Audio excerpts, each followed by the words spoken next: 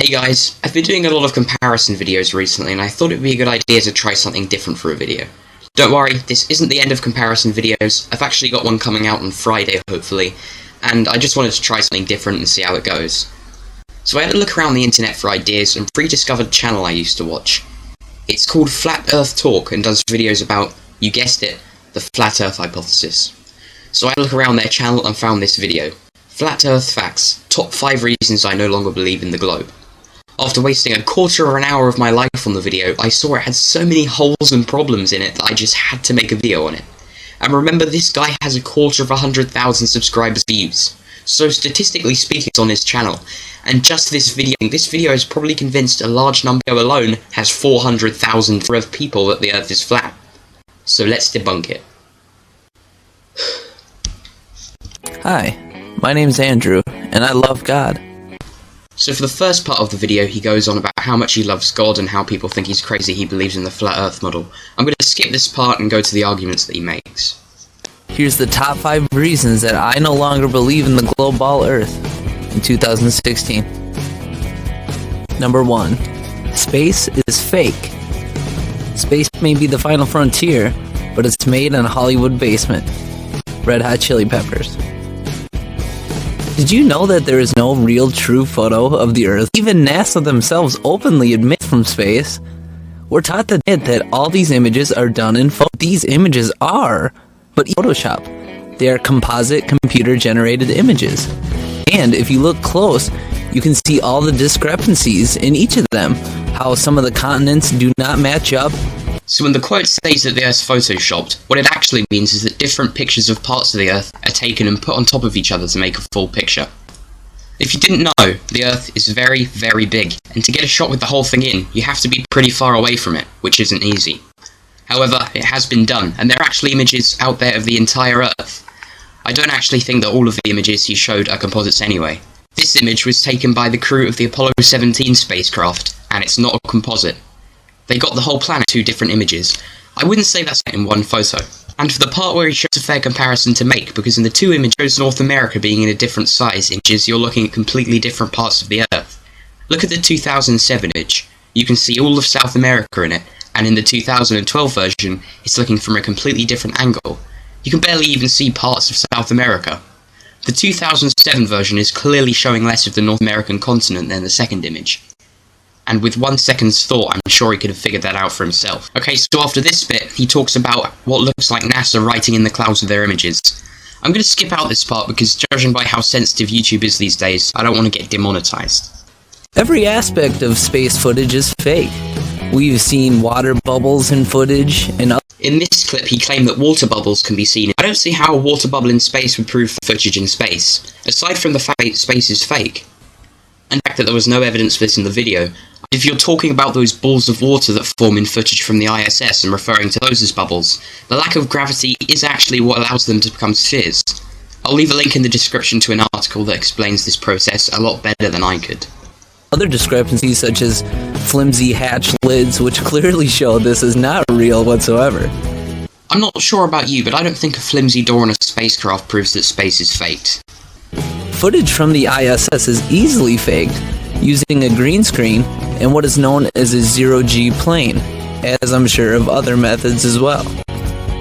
The plane flies high up in the air and then does a basic nosedive. We hear that this woman seems a little bit in an environment where everything is just on edge and is clearly just in free fall.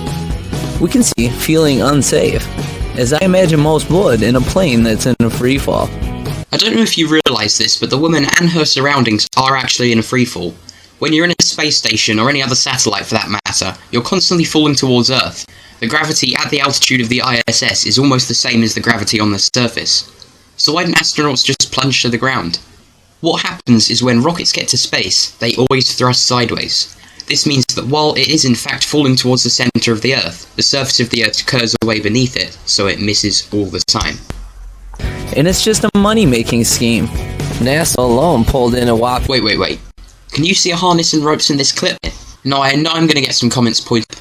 I honestly can't. Either marking out that his shirt looks like it was being pulled up, my eyes aren't working, or there's actually nothing here, string. However, that's something that's important to remember is that this is all happening in a zero-gravity environment.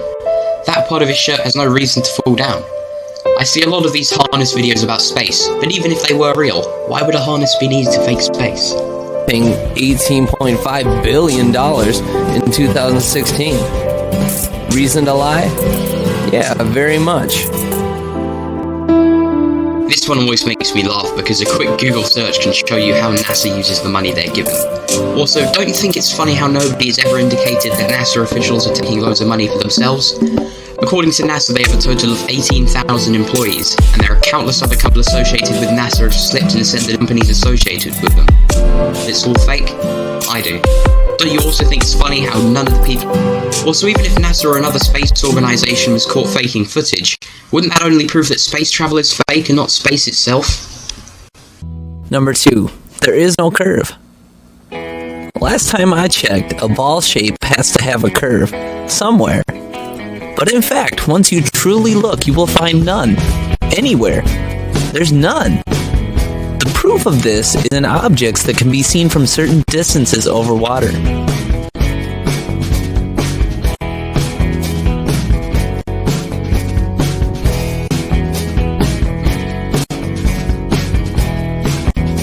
At first, this is that tall building on the left is called Willis' convincing argument, but if you look closely at its tower, it's about half a kilometre to the pretty easy to debunk in this case, very top. Let's get another image of the tower and compare it to the one in the video. Putting the second image over the original and... it looks like the base of the building has dipped below the horizon after all. For the next part of the video, he goes on about a couple of other examples of tall things at great distances, but forgets the elevation of the camera, so it's not really worth talking about them. The only reason to doubt this fact is from false curvature that you've been shown in many aspects, and we must not forget the mass deception shown to us from evil corporations such as NASA. No, I'm not entirely sure if that image is using a fisheye lens, but if it was, don't you think it's weird that parts of the station seen in the photograph aren't distorted as well as round, only that the images of the Earth, and even if you did prove that all the images are the fake, we would have still had loads of Earth are fake. That doesn't prove that the Earth is other ways of proving the Earth is a globe. Heck, the ancient Greeks were able to prove the Earth was round, and look at the level of technology they had back then. So really, you flat earthers should have gone extinct thousands of years ago. And even our own public schooling systems, or as I like to call them, the indoctrination centers. The textbooks in our schools are written in favor of the elite. Number 3. No movement. Movement of the Earth, whether it is the 1,000-mile-per-hour spin, wobble on its axis, or the blindingly fast speed that's going around the sun or moving through the Milky Way, they are never observed, felt, or even recorded ever in history. It's never been theories. It's perfectly still measured or have been found to move, and we can prove this using science and just speculated and repeatable experiments. Well, you'll be surprised to know that the Earth's rotation, its orbit around the Sun, and even the Sun's orbit around the galaxy can be measured and observed. Do you really think scientists just pluck these numbers out of the air? The motion of the stars are perfectly explained by a rotating Earth, and why the Sun appears at different altitudes at different times of year. The strange motion of the planets in the sky over time is perfectly explained by the heliocentric model. If the planets went in a circle around the sky, it would be evidence supporting the geocentric model, but they don't. In fact, they actually wobble in their paths across the sky over months and years. This can only be explained by the heliocentric model, and I'll leave some links in the description that go into more depth on the subject. Certain pictures of stars that are years apart show how even the motion of the Sun around the galaxy, the stars move relative to the other stars in the galaxy can be measured. You'll find that certainly in the image. Using loads of this data, it's possible to measure the Sun's speed in orbit around the galaxy. So why hasn't any of this been felt? The answer is that humans don't actually feel speed, rather changes in speed. For example, when you're sitting in a car and it suddenly accelerates, you feel pushed back into your seat. This is because the car's accelerating and you are not. However, after a while things start to feel more comfortable and you're no longer pushed back into your seat. This happens because you're now moving at the same speed as the car, so you're not actually moving relative to the car. This is exactly the same for the Earth. The Earth spins and orbits the Sun because of the momentum from the disk of debris that formed it. The debris disk was spinning, so the made from has been on the Earth since the time before the Earth spins as well, or the time when it formed. So important to remember is that the material we're actually moving with it. The gyroscope is an instrument that will retain its rigidity in space and should appear to turn if the surface it is on is rotating, such as the Earth should. So in fact, if the Earth were spinning at all, we would notice this movement in the gyroscope. However, we can see that we observe no motion. We are perfectly still and going nowhere. Okay, so this is where it gets really embarrassing. The assumption you're making in the video is that gravity pulls you down objectively, no matter where you are. Truth is, it actually pulls you to the centre of mass, in this case the Earth. So no matter what time of day it is, the gyroscope will always align with the direction it's pulled. It's just as ridiculous and laughable as which is always to the centre of the Earth. The argument that you can only live on the top of the Earth. This argument, in my opinion, the Earth, because you'd fall off anywhere else. The Michelson-Morley experiment also found this as well. When the experiment found out that the Earth was not spinning, along comes Einstein to the rescue to make up his theory of relativity, which is just a theory and has never been fully proven. What you're forgetting here is that a scientific theory is different from just a normal theory. A scientific theory is essentially a statement that has got a lot of evidence to support it, and relativity has got evidence to support it. In fact, I don't think you would actually be able to put your video up on the internet without relativity having been discovered and measured. Make another video on this in the future, because this video, so be grateful for it. The video is getting quite long.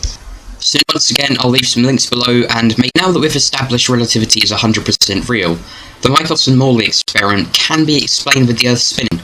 Relativity states that the speed of light is constant, so no matter how fast you're travelling, light will always be moving at 300,000 kilometers per second relative to you. So if the Earth is spinning, it makes absolutely no difference to the results of the experiment. Airy's failure was an experiment that proved that the heavenly bodies are in motion, while we are not, using telescopes with water. Telescopes have to be very slightly tilted to get the starlight going down the axis of the tube because of the Earth's speed around the Sun. I myself am an telescope directly up, and I can still see stars. I'm sure astronomer and work with telescopes was. Our orbit around the Sun is all the time. I've pointed a telescope completely irrelevant when observing stars like that. Airy filled the telescope with water that greatly slowed down the speed of the light inside the telescope. Are you joking? The speed of light in a vacuum is 300,000 kilometers a second, and the speed of light in water is still more than 2/3 that. So whether or not it's in water, light still moves incredibly fast. To slow down the speed of light to the extent you would need to carry out this experiment, you would need to fill your telescope with the Bose-Einstein condensate, which is impossible. So since this argument has already been disproven, let's move on to the next one. Another strange fact I'd never considered is the fact that airplanes would have to do all sorts of maneuvers just to land on a surface. It's impossible for them to land and spinning at 1,000 miles per hour, and wouldn't they fly faster to the one direction? It would simply be their location if flying against the spin of the ball. What you're forgetting here is that the plane in the scenario is moving with the Earth's rotation. We formed with the Earth, don't forget, so we're spinning with it. So relative to us, the Earth isn't actually spinning, and when the planes take off, they are actually moving with the Earth, but relative to the ground are moving to their destination.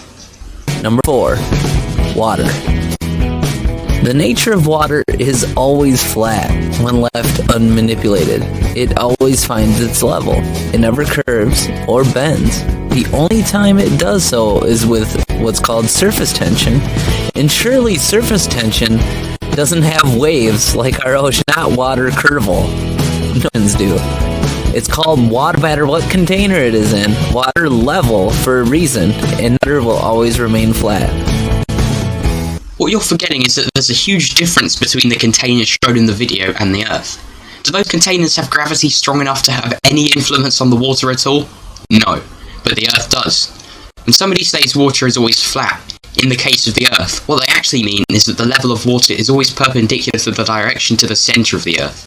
Also, how can you expect to see curvature like that when you're looking at such a small section of the Earth? It's pretty stupid to compare a glass of water to the Earth, man. Please don't. Number 5. Horizon always rises to eye level.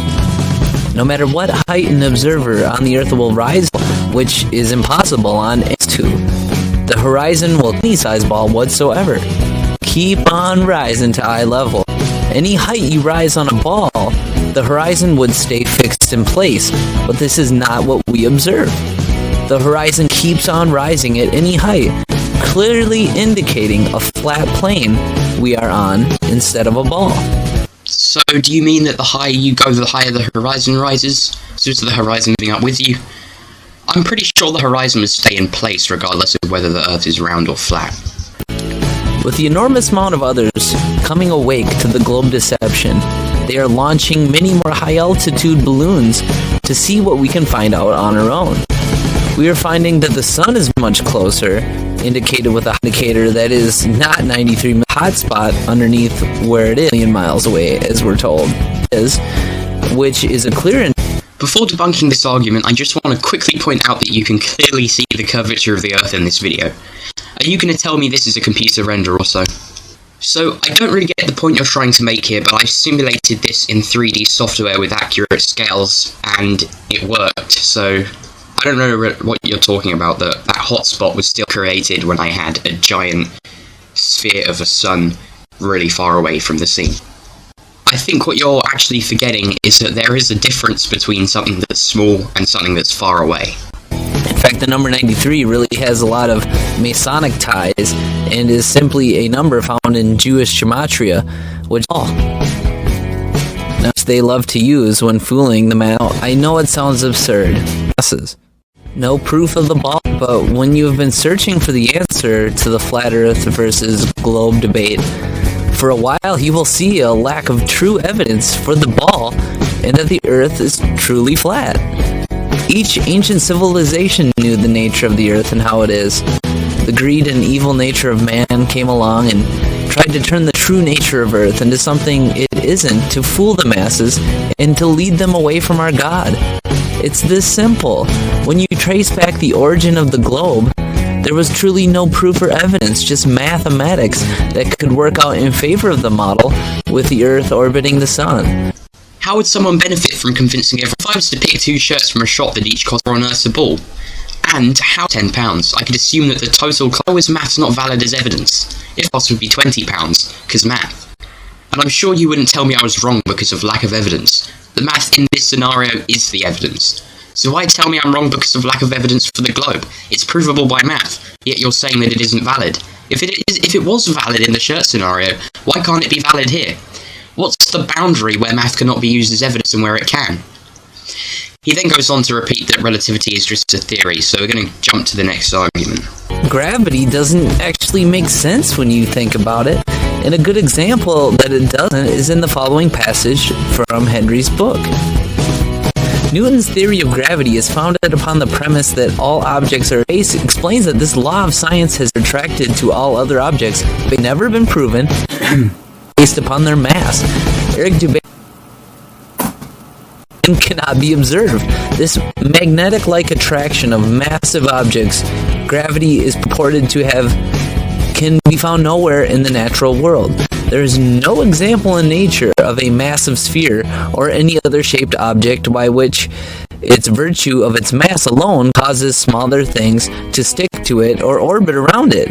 So here's a view of Saturn and its rings. I need to emphasize that this is not computer generated by NASA. This was recorded with the webcam through a 4-inch telescope that cost less than £500. And I know that for certain because I was the one who took this footage. I honestly encourage you to buy a small telescope and have a look for why there are gaps in them based on the orbits of yourself. Gravity perfectly explains Saturn's moons. Try spinning a wet rings, from why they even exist. Tennis ball or any other spherical object with smaller things placed on its surface, and you will find that everything falls or flies off and nothing sticks to or orbits it. This part of the video really tells me that he doesn't understand gravity whatsoever. First, an object doesn't have to be spherical to have gravity. Gravity is the result of anything with mass. Take the asteroid Chariklo, for example. It's not spherical, and it has a ring system orbiting it. Second point, an object doesn't have to be smaller than another object to be affected by its gravity. Not at all. A perfect example of this is the Earth's moon system. Anyone with a decent computer and some basic programming skills, or even just Universe Sandbox 2 or something, the moon as it orbits the Earth, despite them, can run a simulation of the Earth-Moon system, the fact that the moon is 81 times them, and see that the Earth is tugged on by times less massive. So this part of the video really sends your credibility down the drain. And also, I just think it's absolutely crazy how you use a tennis ball as an example of something that doesn't have gravity. A tennis ball is ridiculously small compared to how big things have to be to possess any noticeable gravity.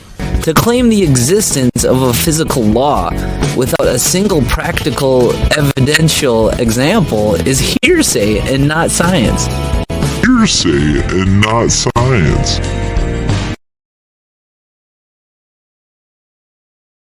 Hearsay and not science. The global Earth is real and flat Earth is hearsay and not science.